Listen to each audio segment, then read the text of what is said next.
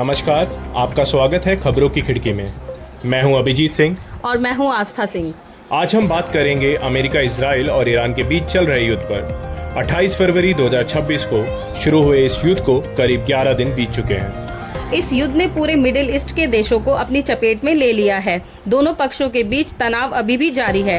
इसे रक्षा विशेषज्ञ तीसरे युद्ध का आगाज मान रहे हैं, क्योंकि पूर्व ईरान राष्ट्र अध्यक्ष अली खामेनाई की मौत से गुस्साया ईरान अमेरिकी मित्र राष्ट्रों पर लगातार हमले कर रहा है।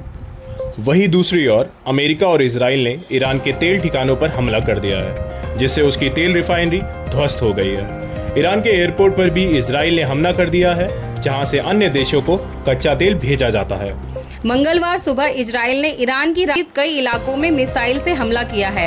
ईरान की एक मस्जिद पर हमले के साथ ही इजराइल ने IRGC, जो कि ईरान सेना का मुख्य ठिकाना है, वहां भी हमला किया है।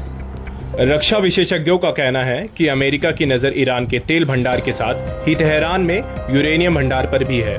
ट्रंप ने एक प्रेस वार्ता के दौरान कहा कि ईरान के साथ जंग अब अंतिम दौर में है और जल्द ही युद्ध वाला है।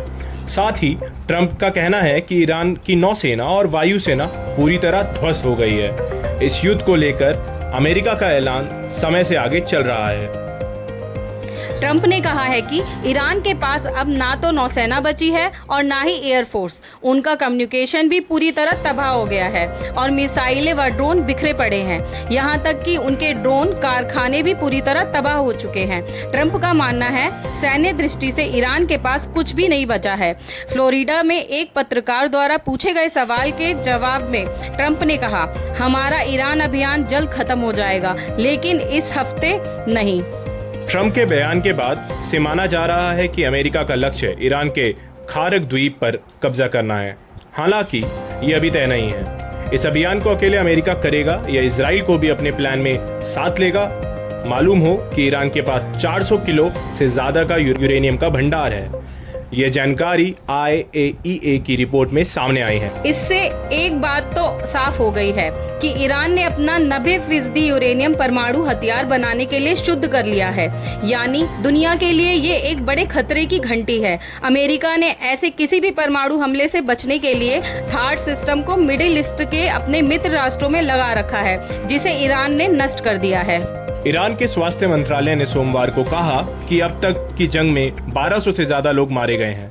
इनमें लगभग 200 महिलाएं और 12 साल से कम उम्र के करीब 200 बच्चे शामिल हैं। इसके अलावा 10,000 से अधिक आम नागरिक घायल हुए हैं। ईरान की सरकारी संस्था शहीदों और वेटरन्स मामलों की फाउंडेशन ने गुरुवार को कहा कि अमेरिका और इजराइल के हमलों में मरने 1230 तक पहुंच गई है। वहीं ईरान सेना IRGC के डिप्टी कमांडर ने कहा है कि हमारे पास अमेरिका और इजराइल को खत्म करने की पूरी क्षमता है और उन्हें हम तबाह कर देंगे।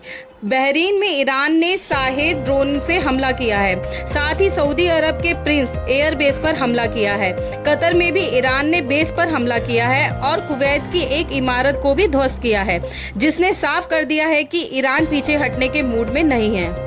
रक्षा विशेषज्ञों का कहना है कि ईरान ने अपने मुस्लिम देशों से माफी मांगी थी, जिसे 24 घंटे के बीच ही तोड़ दिया।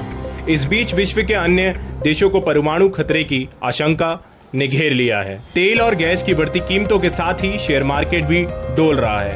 अगर आपको हमारा चैनल पसंद आया है तो जुड़े रहिए खबरों की खिड़की से। दुनिया की हर खबर एक ही खिड़की से।